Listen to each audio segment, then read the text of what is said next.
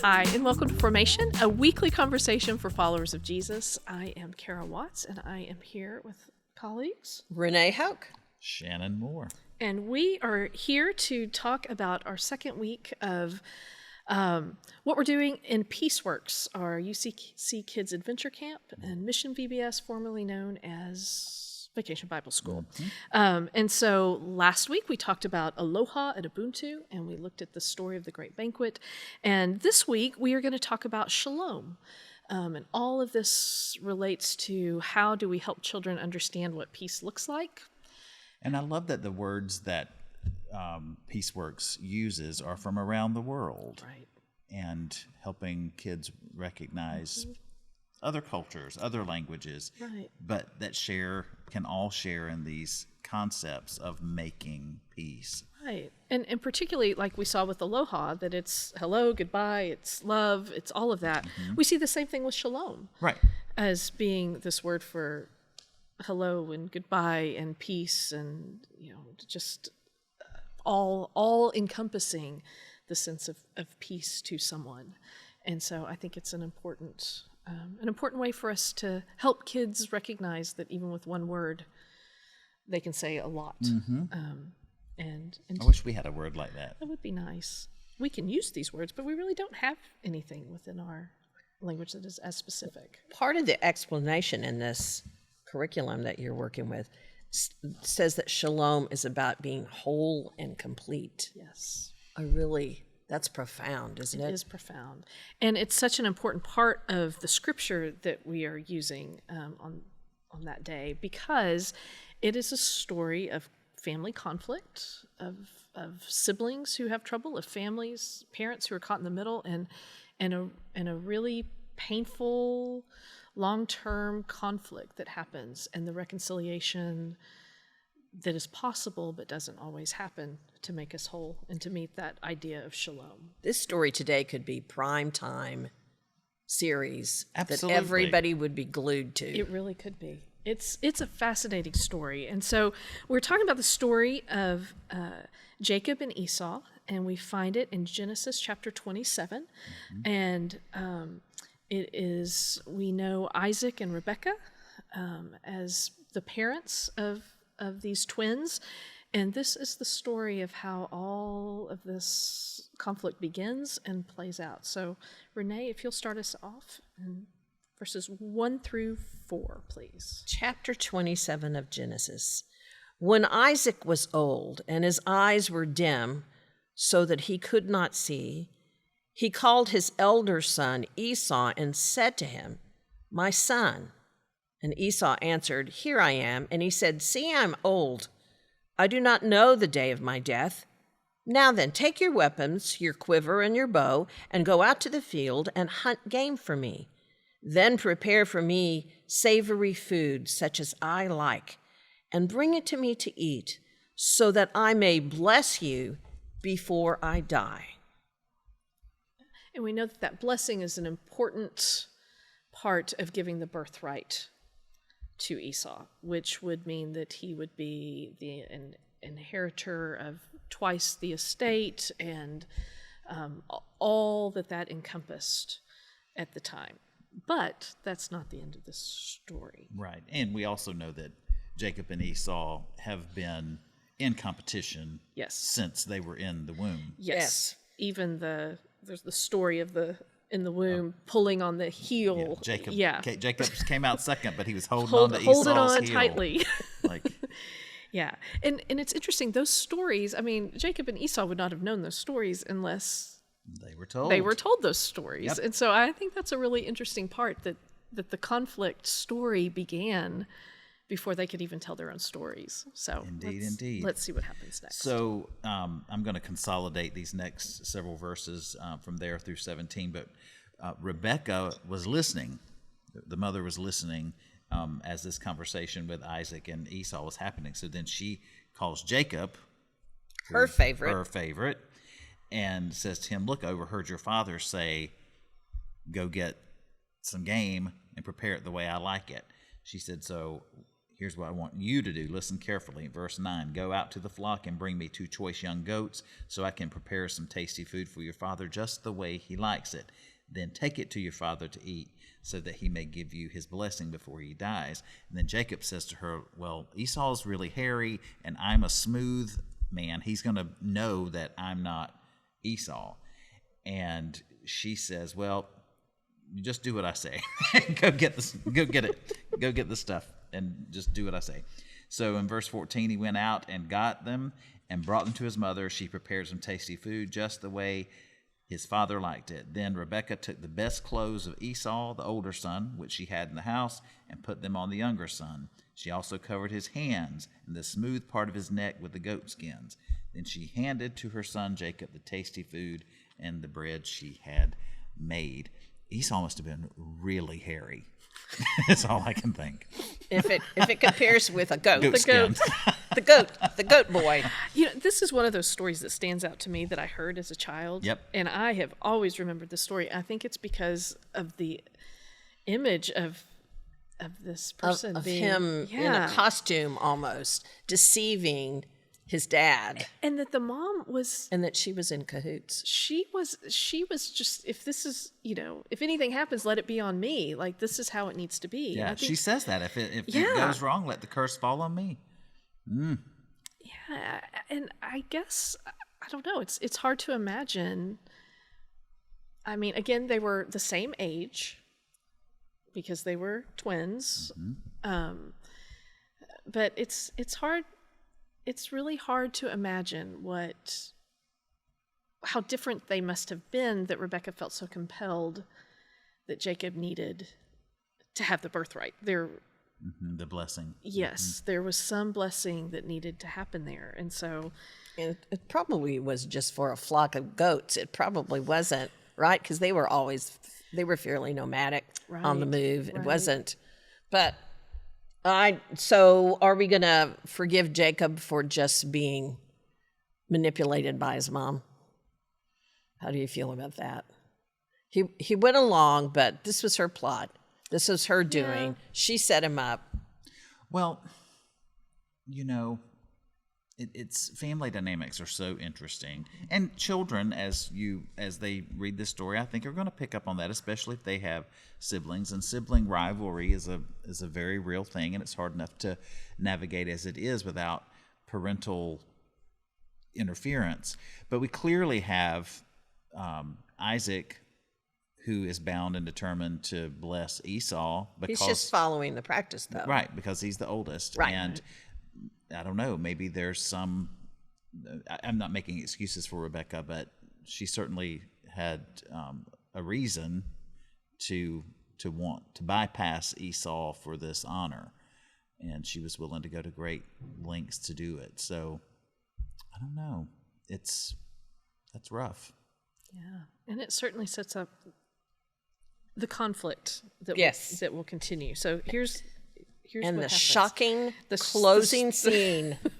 Yes. So he went into his father and said, this is Jacob going in. My father, he said, here I am. Who are you, my son? Jacob said to his father, I am Esau, your firstborn. I have done as you told me. Now sit up and eat of my game so that you may bless me. But Isaac said to his son, how is it that you have found it so quickly, my son? He answered, because the Lord your God granted me success. Then Isaac said to Jacob, come near that I may feel you, my son, to know whether you are really my son Esau or not. So Jacob went up to his father Isaac, who felt him and said, the voice is Jacob's voice, but the hands are the hands of Esau. He did not recognize him because his hands were hairy like his brother Esau's hands, so he blessed him. He said, are you really my son Esau? He answered, I am. Then he said, bring it to me that I may eat of my son's game and bless you. So he brought it to him and he ate, and he brought him wine and he drank. Then his father Isaac said to him, come near and kiss me, my son.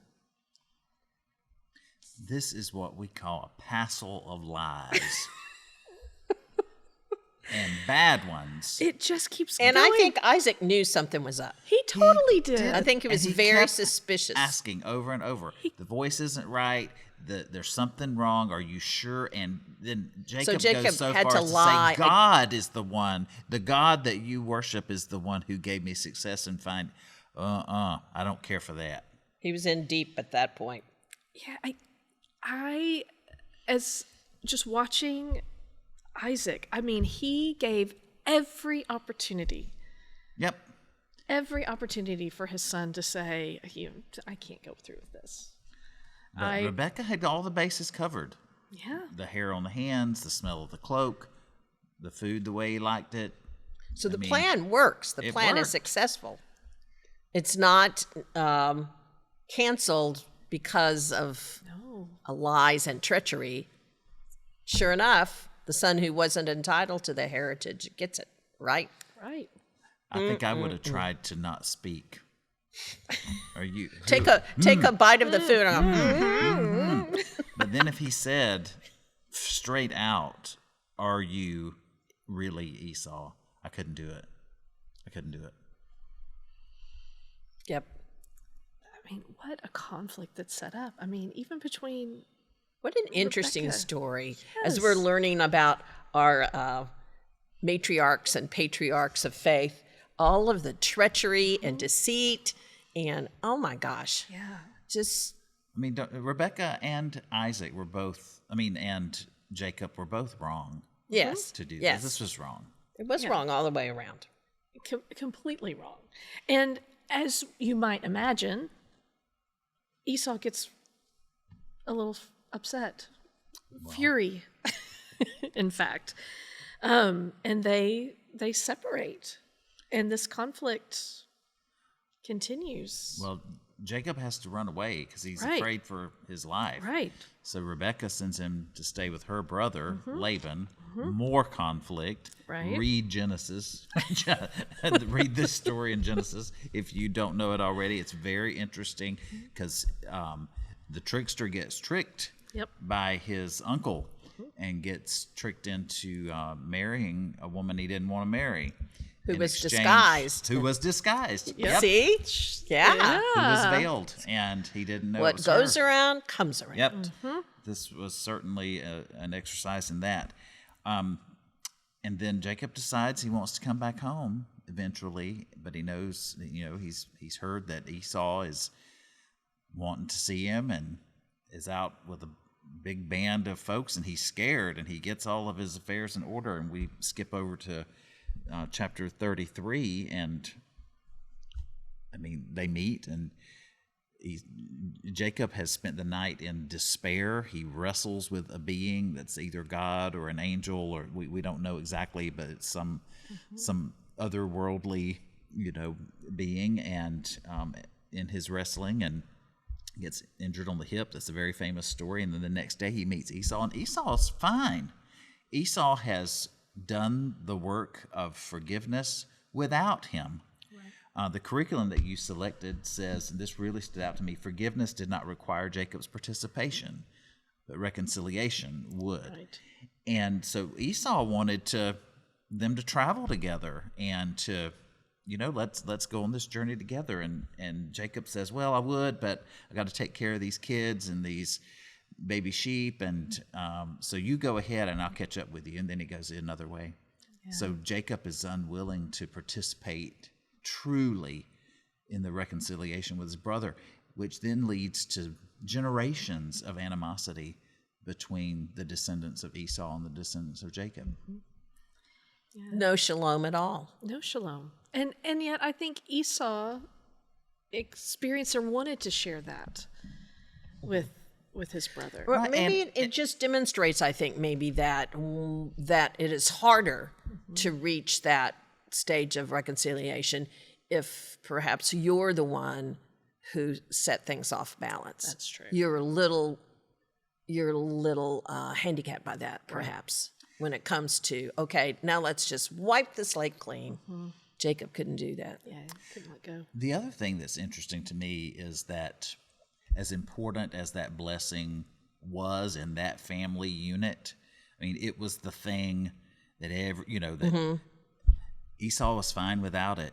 I mean, he made a successful life. He had 400 men under his. Seems like under he his, thrived. And don't you think that happens so often in our, not only in our families, but in our workplaces and in our cultures, that there's these ideas of things that are so important, and then you take a step back, and it really It wasn't turns out not to be. that important. I think that is true.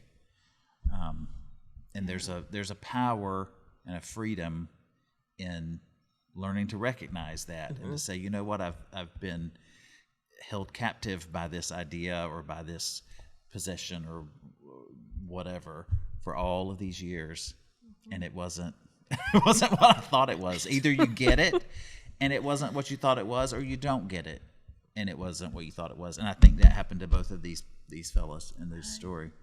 Yeah, and this notion that reconciliation isn't always everything.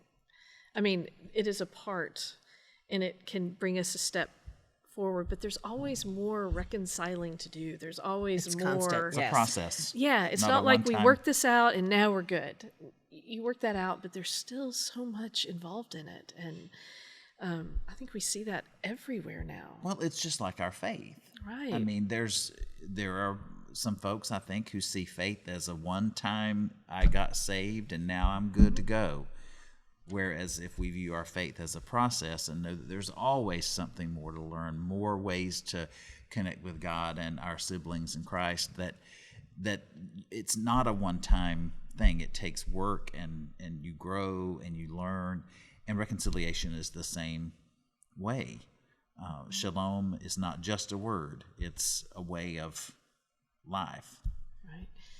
Do either of you remember being taught how to reconcile? The only thing I remember is I had a very influential Sunday school teacher who, in retrospect, I loved very much, but taught me some things that were, I don't know, kind of weird. But I remember this Sunday school teacher saying, if you do something wrong to somebody, and God won't forgive you if you don't get their forgiveness first. And so it was as if, I mean, that always stood out to me. And that's sort of the only, and I did that a few times and really hurt people's feelings. Like, I remember telling a good friend who was going to start coming to my church, and I didn't really want them to start coming to my church for whatever reason.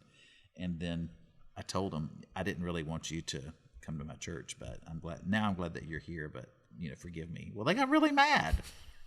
But I didn't think that God would forgive me for that if I didn't get their forgiveness first. That's really the only lesson in that I got, and maybe that wasn't a great one. I don't know. I think that we would, when it was my two brothers and myself, if we got into a squabble, then you had to go cool off, and then there was a conversation that needed to happen. It wasn't resolved just because you decided not to be mad anymore. Then you had to talk to each other and make peace. Right. I think it's a skill. I think being good at reconciling and resolving conflict is a skill that we can teach. It doesn't mean that everybody's going to be excellent at it, but that is, for our preschoolers in particular, and for our older kids, during that week, talk about how do you really do it? Making up. How do you do it? How do you go to someone and say you're hurt? And how do you recognize that accepting that, making it okay and reconciling, creates this place of peace? But also when you say, no, I can't, it just continues to create more and more broken relationships. It's not just about that one thing. And I think, again, this story really exemplifies that. But that's one reason that we love this curriculum in particular, because it's so important to help kids understand that reconciling is something that we do, but it's also built in the foundations of faith. It is how we share God's love. And it's a lesson in maturity and maturing behavior that kids aren't really seeing modeled in the public forum these days, or any of us are are seeing modeled in our leaders, many of our leaders. I mean, it's and so the fact that you're going to be leading our children in these discussions, I think, is really admirable. Thank you for doing that. Well, it's fun, and the amazing volunteers make it all happen. So are you going to let the little kids put on some goat skin and act out the play? You know, that is not on my supply list. Okay. But we can make that happen. No, I can't remember. On one of these days, we've acted it out. So it might be this day. But we will be, our kids will have experienced experientially what this looks like and have a lot of fun along the way. We're not going to create fights just for them to practice reconciling. Think how much easier it is to just stay in the shalom zone and avoid having to clean up after you've had gotten crosswise with somebody. Way easier to practice shalom right from the start. Yeah. So my hope is just think about that, Shannon. I'm calling Judge Judy. With that, thank you for joining us. If you would like to let us know what you think about reconciling or your experiences with reconciliation, how you learned to do it, or any of your stories that can help us as we continue to think about this, because clearly reconciliation is an ongoing practice for us, then you can send us an email at formation@uccftw.com. We'd love to hear what you're thinking along with us. Or ideas for things you'd like for us to discuss in the future. Yeah. Peace works. Peace works. Shalom.